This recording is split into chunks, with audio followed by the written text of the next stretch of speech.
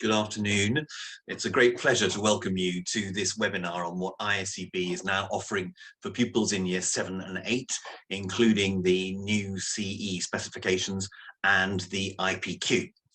Having not been able to attend any conferences this year, we weren't able to hold our own conference. It is a real pleasure to be engaging with several hundred teachers who signed up for these sessions.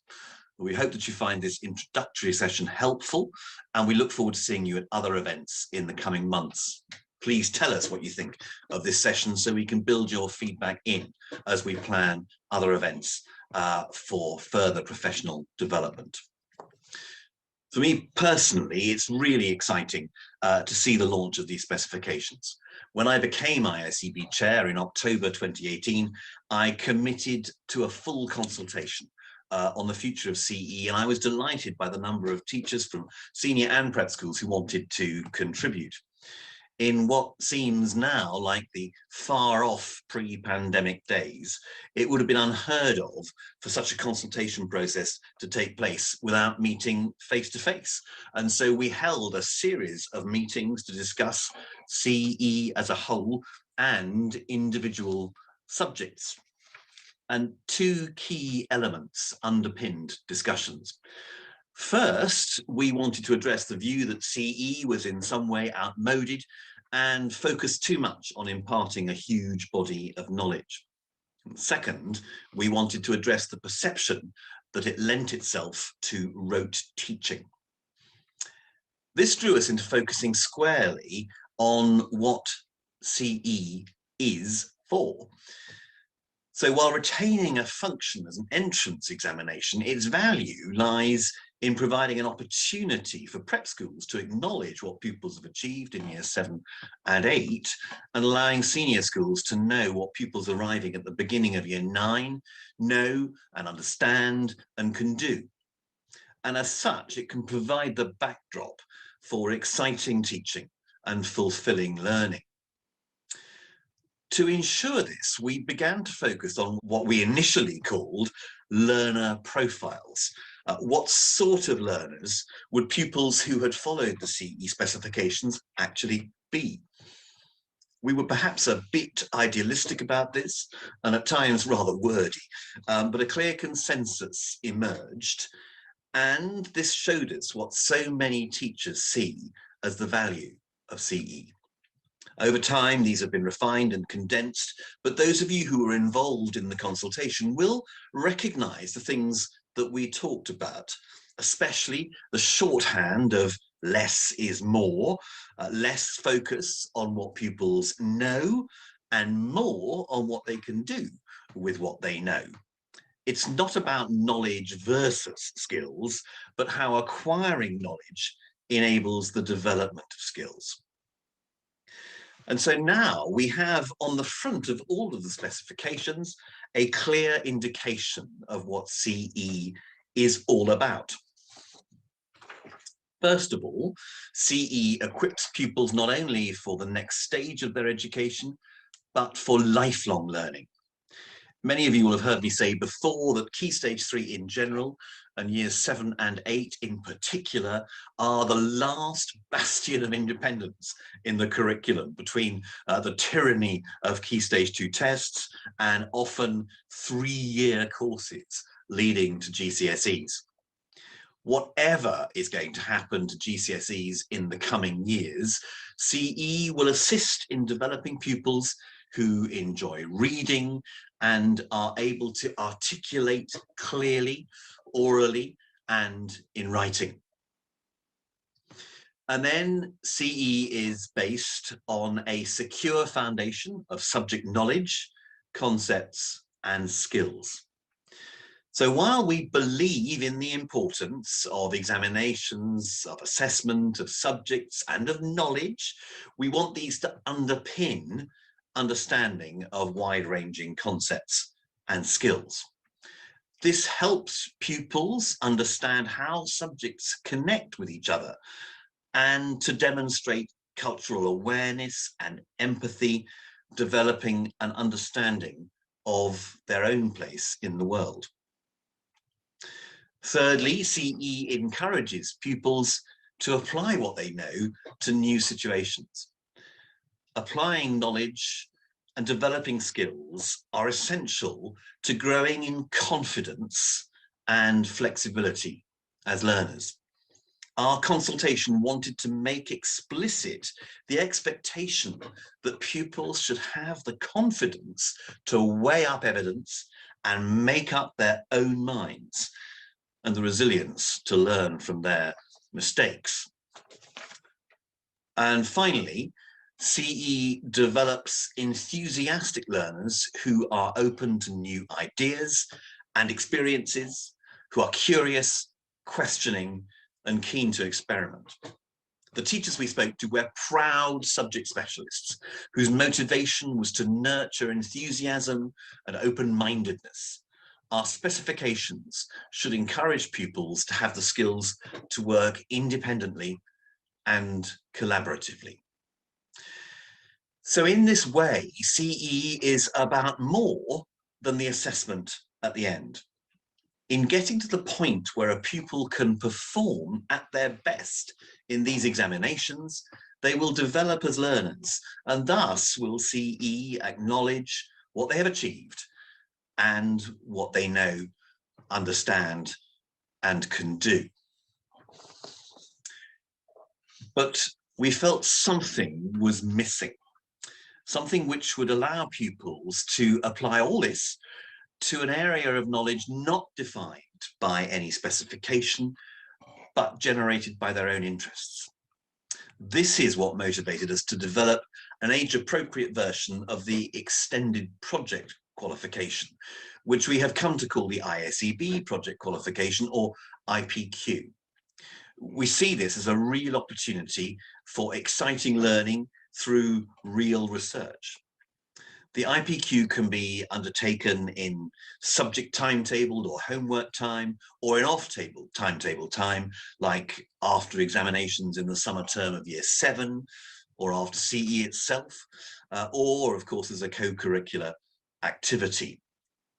It allows pupils to ask a question that interests them, to research the answer, to amend the question in the light of the research, to reach conclusions and to present those in whatever form they wish, be it an essay, an artifact, a podcast, a PowerPoint presentation, a performance, or whatever.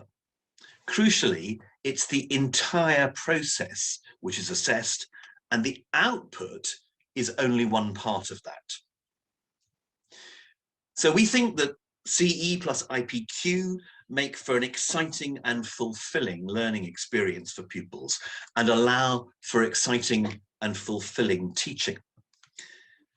I think that's probably quite enough about the origins and the thought processes behind it all, the why, the whence, and the wherefore. But it's with great pleasure that I hand over now to our new CEO, Julia Martin, to say more about the how the specifications will bring all of this to life. Julia, thank you. Thank you, Darrell, and thank you everybody for joining us. So as Britain's oldest school exam, dating back to 1904, CE has been an established rite of passage for generations. Both Darrella and I remember ours very well, too well, and my own children are actually experiencing this at the moment, that mixture of nerves, but coupled with that sense of achievement as you get to go to the school that you wanted to, and also mark that moment of transition. And transition is a really important milestone in children's lives, and CE is something that aims to respect, honour, and develop what is going on for children educationally at this point. Recognising this, our aim is to balance heritage with innovation. And the new specifications have been developed to retain the underpinning subject knowledge that CE is renowned for, alongside the development and the demonstration of key academic skills. These new specifications aim to encourage teaching and learning that makes the examination a natural culmination of that study. And it develops learners to demonstrate what they know and what they can do with unfamiliar questions, with confidence in their ability, ending one stage of their education thoroughly equipped for the next. But of course, CE is best expressed by our subject experts.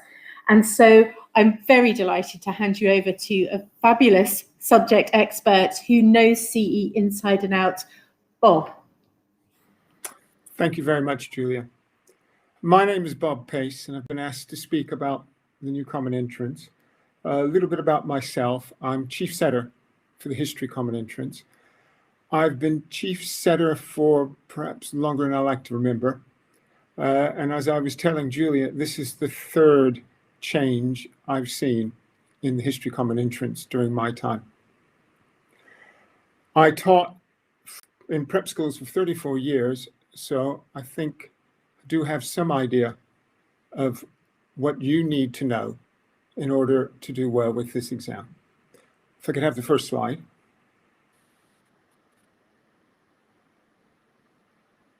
And the next slide. Right. What is the objective of the examination? It's to support what you've already been hearing about, the core ISEB aims. Particularly for history, it's about getting pupils to enjoy reading and able to articulate clearly, to have the confidence to think, weigh up evidence, and make up their own minds, to understand how subjects connect to each other, and demonstrate cultural and environmental awareness and empathy. Next slide, please.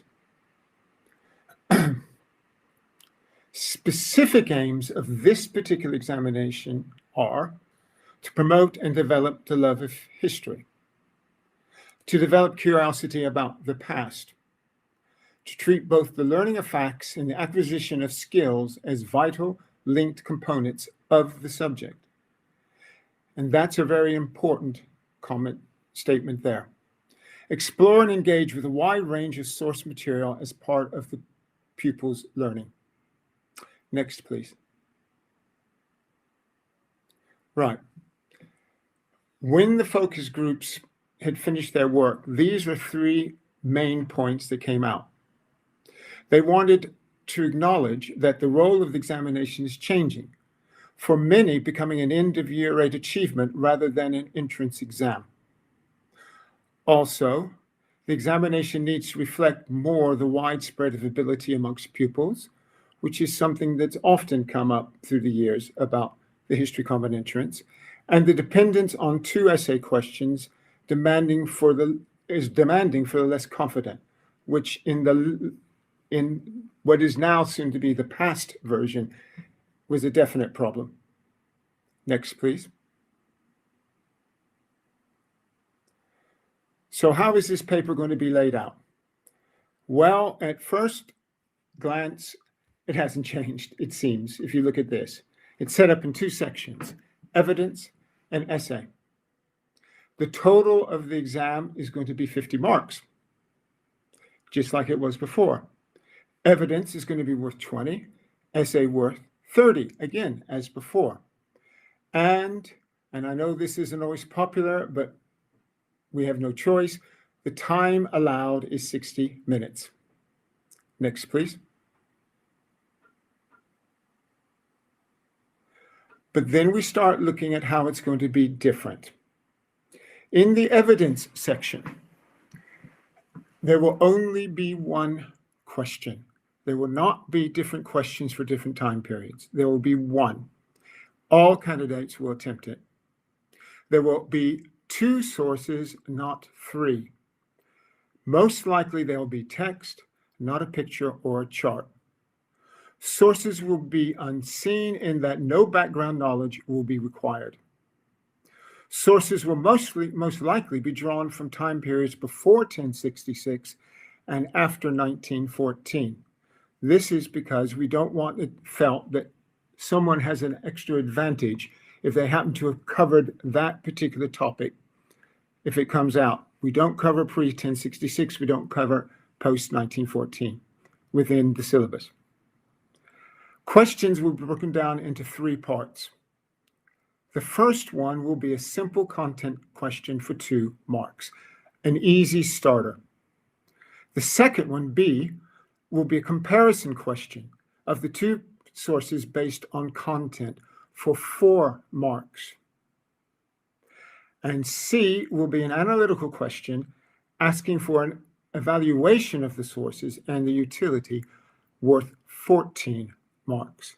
I might point out that the original specifications that came out said it was going to be 6 marks for B and 12 for C. Please note that has changed. So what's going to happen in the essay section? No longer generic, but based on a specific set of topics. This again is a major change. These are divided, and this is as before, into 3 time periods: medieval realms, making it the UK, Britain, and the Empire, from 1066 to 1914. The essays in each time period are divided into 3 categories: war and rebellion, leadership, life and change. Now, for those familiar with the present paper, war and rebellion is more or less the same. Leadership, life and change really is a mixture of the other topics that we used to use. Each essay question is separated into 3 parts. A asks to pick out 2 key points or events. Notice 2 key points or events, showing general knowledge and some judgment about the topic. This is worth 8 marks. I'll come back to why it says 2 later on. B asks for judgment on a key success or turning point of the topic and an explanation why. This is again worth 8 marks. And then C presents a statement with which pupils are to agree or disagree. This is meant to encourage candidates to make a reasoned argument and is worth 14 marks. Next, please. So, how is this going to be assessed when the pupils do it? There again is going to be a generic mark scheme, which will be supplied with the paper, and this is very much like the previous exam.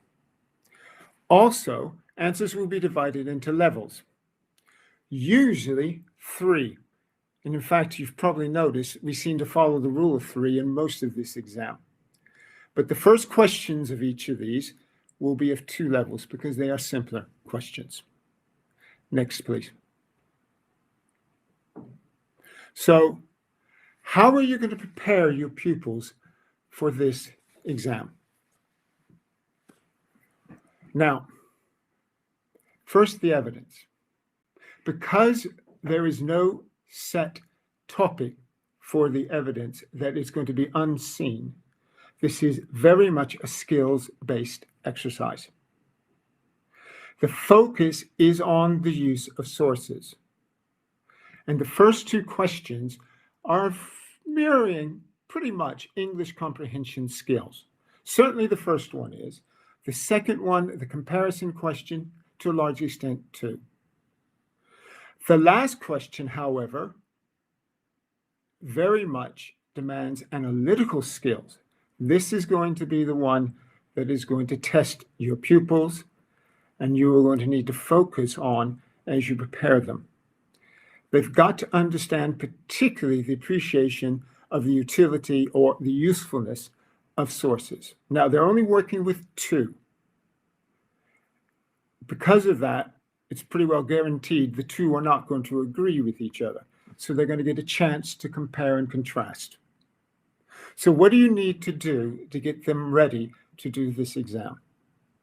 First, as you teach through the years, you need to work with them on understanding what things like primary, contemporary, and particularly contemporary is a word used a lot in the exams, secondary, and provenance mean. Because with that, they have the tools to start to analyze. You need to help pupils to understand all sources are useful, but in different ways. And they've got to take that and then apply it to the question they've been given. And it'll usually be a statement of some sort. You need to give pupils practice in the analysis and judgment making about sources by looking at specific questions.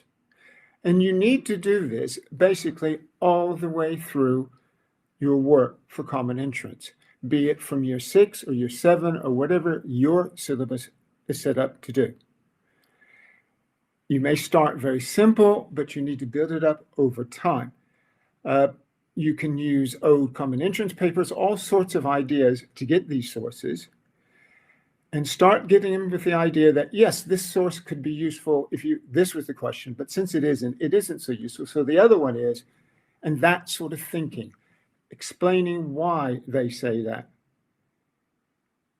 Especially important is to try to break the pattern that many children have, that if it's primary, it's good.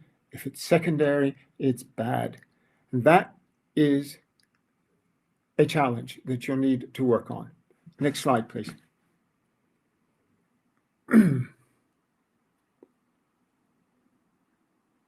Right, the essays. This is the larger part of the exam, the 30 marks. The essay is broken down into a narrative, and then a judgment, and then an analytical analysis argument side. And even the narrative is going to show a bit of judgment.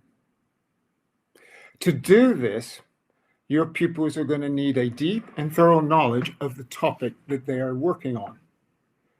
There will be 18 topics per year, broken down by the groupings that we've always shown you of the periods and so. But you know exactly what they're going to be.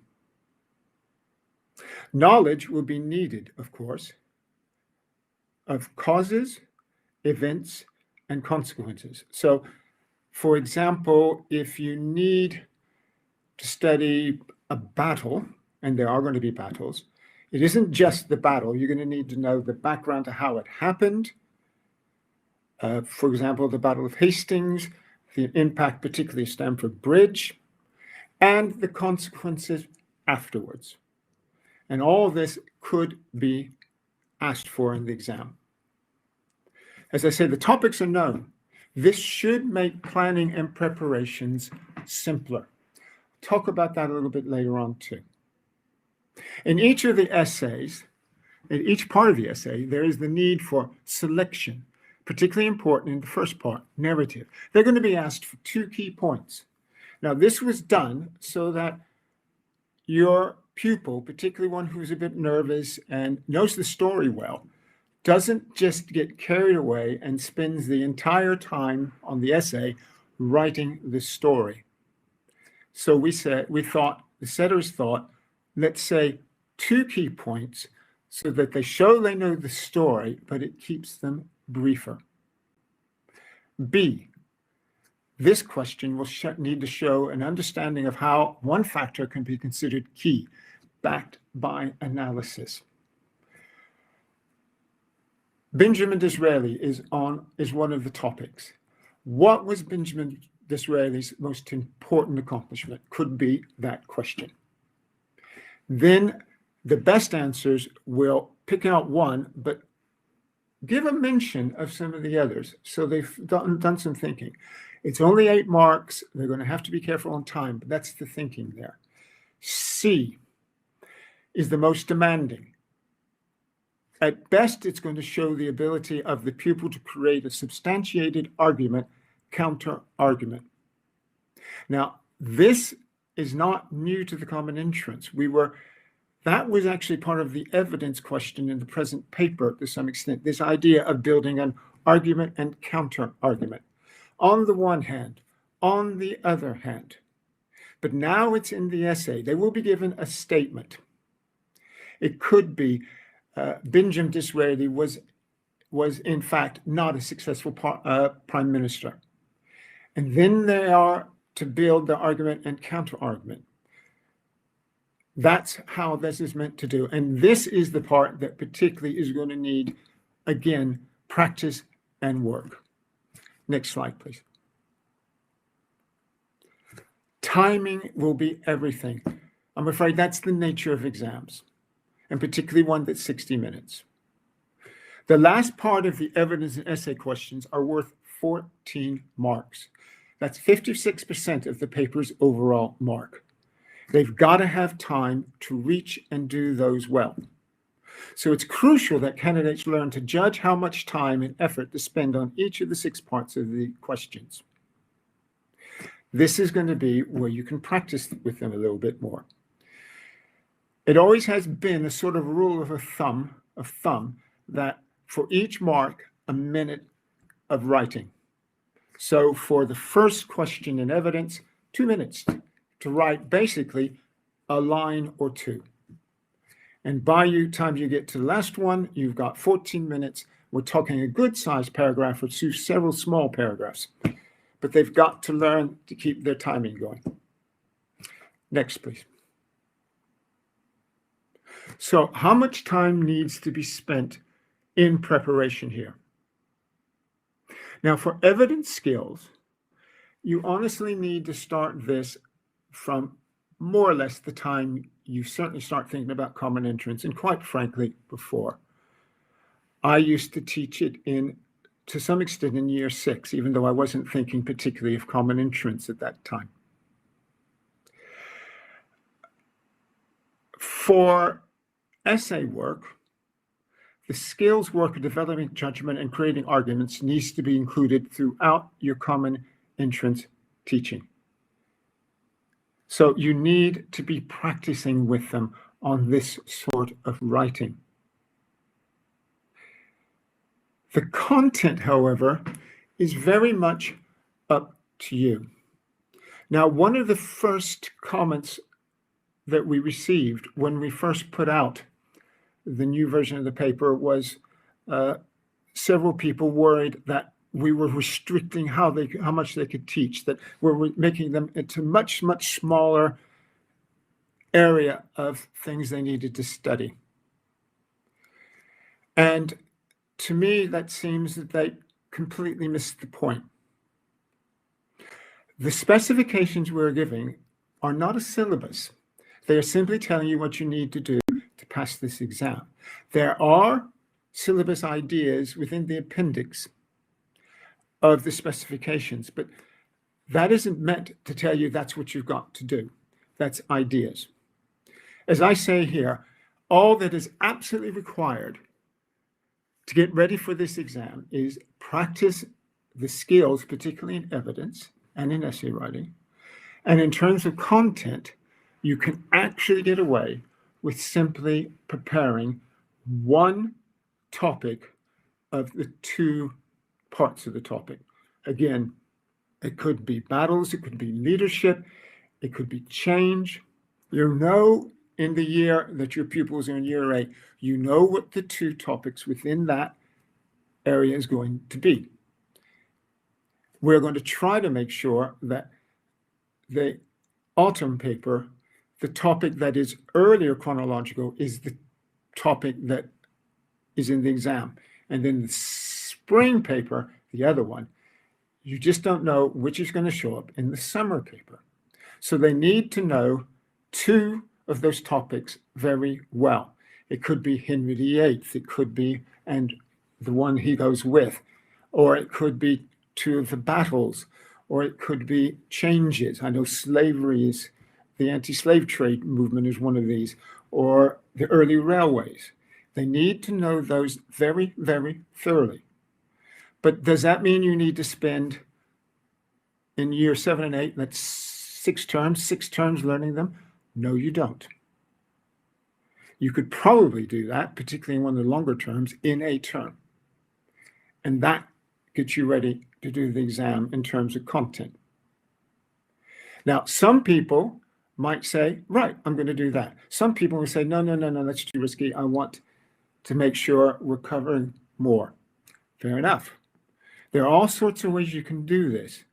One way is to, because you know what year these are going to come, and then they'll obviously start repeating. So your year 7s next year, you simply need to look at what is going to be covered when they're year 8, what's going to be in the exam. And if they're doing medieval realms, cover 2 of those very thoroughly as you go through everything, and then do 2 more when they're in year 8, and they've got 4 choices if that's what you want to do. But this gives you the ability to spread what you want to do in the syllabus. Other people have talked about, one person suggested to me he might use pupils' own self-study to get ready for these topics as something he's already built into his syllabus. And therefore he can go on and do whatever he wants to do. I know that in the past, when I was teaching Common Entrance, I certainly also taught Italian Renaissance work, and I also did North American Indians work. So it is more than possible to do these things. So much depends upon how you want to organize it, quite frankly, how much time you have a week to teach your history, what kind of pupils you have. This is where your judgment comes in. But this is what I mean. You have a wide variety of approaches you can take. Right. That is, for the moment, what I have to say, but I'm sure there'll probably be some questions which I'll be happy to answer. Thank you so much, Bob. That was brilliant. And so what we're going to do is, I can see that some people, and thank you very much, are already busy up on the YouTube feed. But for anybody wanting to ask questions, if you just make sure you're logged into either Google or YouTube, you will see the chat there on your right-hand side, and do pose any questions. While I'm waiting for people to do that, one of the things that we wanted to talk about is that there are supporting textbooks for the new specifications coming from our publisher Galore Park, and these will be made available, I believe, next month, although I think geography is already out. So do keep an eye out for those. You can either contact Galore Park via their website, or you can contact Candice Thurston. There will be a slide and some information on those books, and so if you just stay tuned afterwards, we will make sure that we've captured everybody's details to send you the slides. But the next thing I think probably is that we pose some questions to our audience as you were growing before the event. So I've got a few here, Bob, to ask you. The first one that I've pulled from our emails are, do we have to change our schemes of work to accommodate the new specifications? I think there will be some change, but as long as you make sure you cover at least two that go together of the topics that will be examined when your pupils reach year 8, no, I think more likely you're going to have to think about your skills teaching and how you build that into what you do, including practice in your essays, practice on using evidence, perhaps thinking of different ways you might teach children. I used to use the Diamond 9 approach, which gave them all sorts of causes for something, got them in groups to work on it. I know not so easy to do groups with COVID-19, but times will change, where it made them start judging on what was more important and get them to think about it, get them to argue about it, knock it down, let them start again. So they start getting the idea of how you can actually build an argument and a counter argument. I think the next question we had was, is CE history a good milestone for GCSE? I think this new paper, even more so than the last paper, it's not going to be perfect. We're not trying to do Common Entrance with, GCSE, sorry, with 12 to 13-year-olds.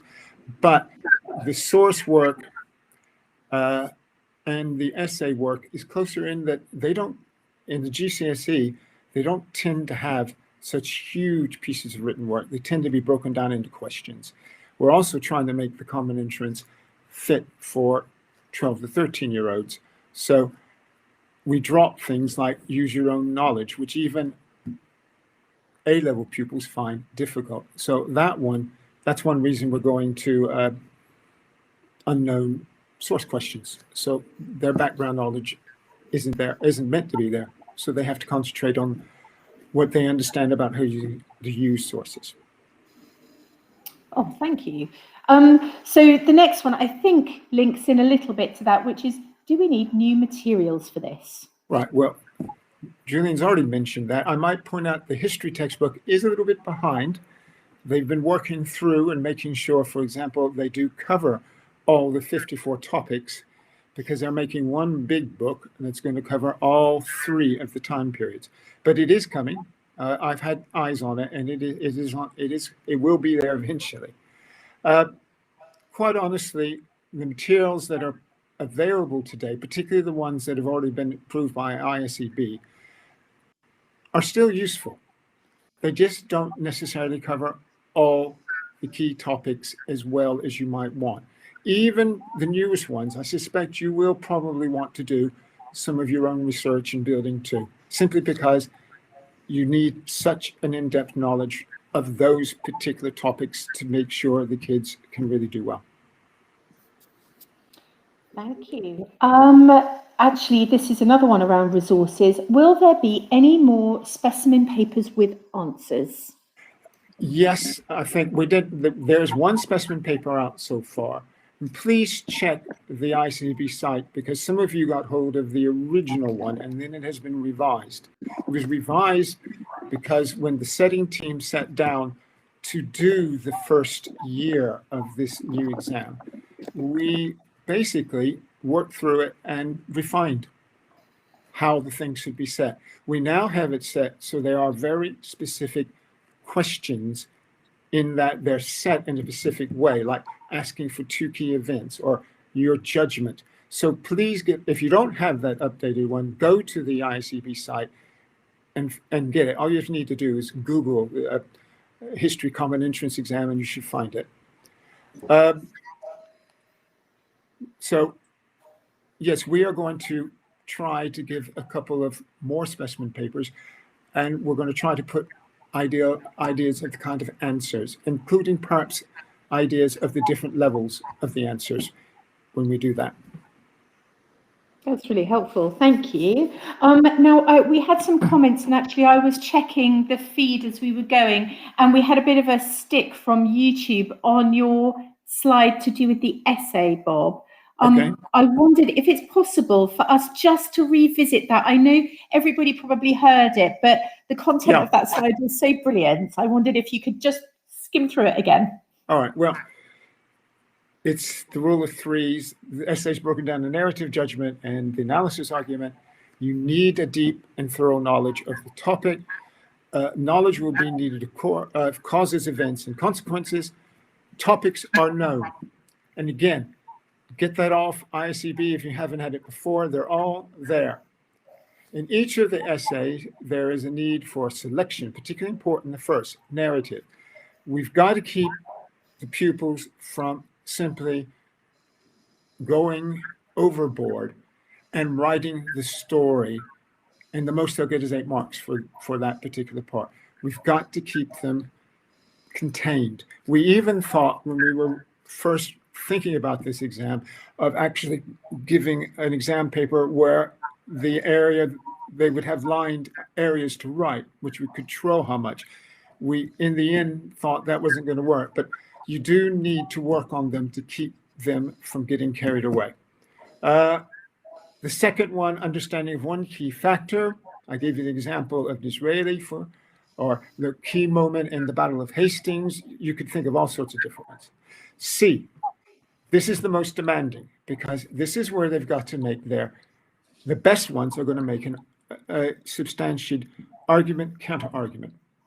Now, there are different levels here, and even if they can only give, oh, it could be because of this, it could be that, but not very strongly, they will get some reasonable marks. But the best will be the ones who can really put it together with headings like, on the one hand, you could argue about, and on the other hand, you could. And that's what we're really going to be looking for. Thank you very much. On one of my test screens, it's still showing that slide isn't coming up. So apologies, everyone. We will, at the end of this session, you may have to give us a couple of days, but we will be sending you a link to the recording of the video, and you will also get the slides. Anybody that had registered via Eventbrite, the slides will come across to you. If not, You can also go to our website, which is iseb.co.uk, and all of the resources and recordings will be up there with the slides and the specification, as Bob mentioned. Always keep checking that spec. Once the exams go live, they won't be changing, but every now and again we do add addendum, so do keep an eye on those. So thank you very much for going back over that slide. I've got some questions from the crowd here. One from Charlie. Where else do you suggest resources can be got from? The topics can be so obscure, I've ended up preparing resources from A-level books. Yeah, Ket's Rebellion is one of the more obscure ones I could think of. But the materials are there. I've had someone asking me who's getting ready to start doing Common Entrance History, coming from a different background, where materials could come from. And sometimes GCSE textbooks can be helpful. Obviously, perhaps not taken straight as they are, but they can definitely give you some material to work from. This newest textbook coming out is going to give at least a solid core of information on every single one of those 54 topics. Great, thank you. The next one from Sam Phillips. Sorry if it was already covered. Will unseen sources be linked to the 3 defined time periods? No. The only way they could fall in between 1066 and 1914 is if they go, for example, let's say 1863, something to do with the American Civil War, which is not something that likely to be covered. Most of the time they're going to be pre and after again, so no one can say, oh, but someone may have studied that, and that gives them an advantage. Thank you. And actually another one from Sam. From my experience, in upper school, there are no unseen source questions at GCSE or A-level. How can we prepare students for this type of challenge? Well, yes, the idea of unseen can be frightening. But basically, by simply always working with sources on whatever topic you're actually working with, and working with them this way, it's simply a matter, I mean, when we give the unseen source, we're going to give a nice little lead in to give them enough background so it isn't totally weird to them. And then basically keep it fairly simple so it's not going to bring in things that should really floor them about what it is, so that they can really work on just picking out what it's saying and then using the ideas about provenance. This one was done by a historian who was a specialist at the time. This was written by an eyewitness, but who tended to be one-sided. This sort of information they can use, particularly with their last part of that question. So I know that we just had a very quick chat. I mentioned it, and also Bob mentioned about the Glore Park books. We've just got their covers here, so you can see that we are working on the endorsements at the moment. We know that some of them have been released and some are coming this summer, so keep an eye out for those. And also Candice Thurston, whose email I mentioned, her address is down in the bottom right-hand corner. But again, we will be sending everybody the slides, and this recording will then go up onto YouTube as soon as this is finished. I've just got a good question in from Natasha, who says, we are looking into membership of the Historical Association. Have you found their resources and training useful or relevant for CE 13+? Looks like a great organisation, but not one I'm familiar with. Yes, I have come across it. In fact, I used to belong to it. I used to go to those meetings. In some ways, they were very inspiring, and I got some good ideas, like I mentioned my Diamond 9 and some other ideas like that. I often feel that our state school colleagues have to be far more energetic, thoughtful. Maybe that's not true, but you know what I mean. They have to work harder sometimes in their teaching, and they come up with some really good ideas. The other side of it was primarily set for GCSE and A-level. So there are some good this is when I did it. This is a few years ago. So there are some good ideas from it, but you have to be prepared for the fact that if you go to one of their conventions, some of the stuff they're going to do isn't going to particularly be relevant for common entrance. But it's interesting stuff to do.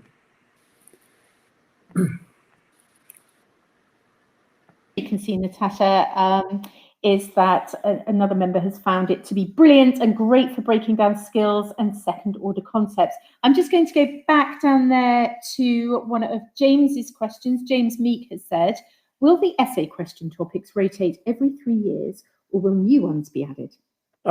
For the moment, we're going to keep it going because that would mean a lot of new resources, which isn't fair for you. So I can see it going for at least 6 years, and I suspect it will go for 9. But we'll wait and see, but certainly 6.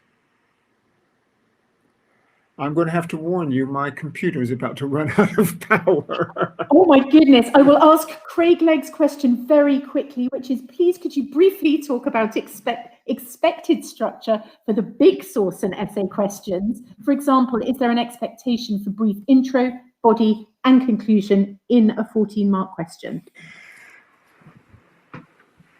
I've actually been working on some introduction to go, or a bit to go into the new common entrance textbook on exams, and I've actually went through that. And it's possible, certainly with the essay, to do a line of introduction and then 2 short paragraphs, argument, counter-argument, with again a line or 2 as a conclusion. I mean, we're talking 14 marks, 14 lines, perhaps a little bit more if they've timed it right. So that you can, or it could just be not the best writing, but it could be just one big paragraph, and probably might be for the evidence one. But again, it could be introduction sentence and a short couple of lines paragraph on one and the other on provenance and their usefulness, and then come to a judgment at the end. Very much. So I've got one, I will come back to you, James, but Charlie has asked one, just in case we lose Bob, can I ask why there is no suggested or specific mark scheme for the source work and essay questions like there is for GCSE? This would allow for more moderation across schools. First of all, I must admit, the thought of trying to prepare, we could do it probably quite easily for the source question, but to prepare one for every single essay question when we give such a wide range, GCSE doesn't do such a wide range, so it's simpler to do it. Would be daunting to say the least. I also have to say that a lot of independent schools sort of use, but not always use, the mark scheme very thoroughly. So we keep it fairly generic, quite honestly. That's one reason we will try to do specimens and give some ideas of the idea of the right levels. Okay, thank you. And just to go back to James, who says, can we guarantee that the textbook will be ready for the start of the summer holidays? I wish I could. We are just waiting for the publisher and those writing it. So as I'm afraid ISEB can't guarantee, but we know that it's being worked on. We know it's coming and it does sound brilliant. Rachel has said, how many sample exam papers can we expect before the first year of examinations? I'm not going to make a guarantee of a lot of them. And quite honestly, if we do them, you will find they actually aren't covering the 54 topics. But what they will do is do the same exam style on other topics that are very close to it. To be perfectly honest, even though we're not going generic, and one reason we needed to get rid of generic is because we were running out of questions, is that there are only so many ways we're going to be able to do these questions too. So I don't want to make it too soon a game of, oh, we can guess which question it's going to be. So we need to keep some variation there. So we may not give you a question on early railways, but we might give you a question on canals using the same format so you can get an idea of what we're talking about. Thank you. So I've also just had in Darrell, our chair, who of course all of you met earlier, also sent a recommendation. He said we could also recommend Chartered College of Teachers for those looking for resources and information. So there is another piece of input there. So it's a last call for questions, really. I know we're playing Jeopardy on Bob's laptop. He's still here. It's brilliant. So I shall close our session for now. I just wanted to say a huge thanks, Bob. Not only is it a huge undertaking to change the specifications, but I know how much hard work everybody is putting in the team to creating resources, making the books as great as they can be, and just keeping abreast of all of the brilliant developments that you're introducing. So thank you very much for this presentation, and thank you very much to everybody for tuning in. As I said, Adrian said thank you. Thank you back to you, Adrian. But as I said before, we will be sending all of you who registered through Eventbrite. You will just have to give us a little bit of time. We will be making sure that we send you an edited version of the videos. There's also a survey in there from our publisher, Galore Park, and we will make sure the slides come across too. But we will also be making sure those go up on our website. We're running quite a few of these. I've probably seen many of you that are online now before in other sessions. So do be patient with us, but we will be making sure all the resources from this session go up there. And please do send us any feedback. So we're always happy to listen and answer any inquiries that you have. So inquiries@iseb.co.uk. And we really look forward to hearing from you. Oh, we've got one last one in, Bob. Let's see if we can last. Still here. Would it be possible to teach 4 topics from across the 3 different time periods? In other words, prepare 2 topics from medieval and 2 from a later period. Yes, it is. The paper, if you haven't seen it already, the paper will start with simply the evidence question and its 3 parts, and then 3 pages, I think it'll come out, of the essays. And yes, you could look in 2 different places. That's all right. You're allowed to go over that way. What you can't do is do one half of one topic and then think, I'll practice one half of the other topic and think that one of those is going to come through. That is playing Jeopardy. I wouldn't do that at all. Must make sure it's you cover each of the 2 topics within each of those bands. Brilliant. Thank you so much. And another thank you from Craig. We will make sure you all get these slides. Please don't worry. So, Bob, well done. Thank you so much for all of your help and input, not just in this session, but in the specification overall. And thank you to all of you for joining us. We are very happy to answer any of your inquiries, and we're very grateful to have you all here. So thank you, Bob, and everybody, we will see you again soon.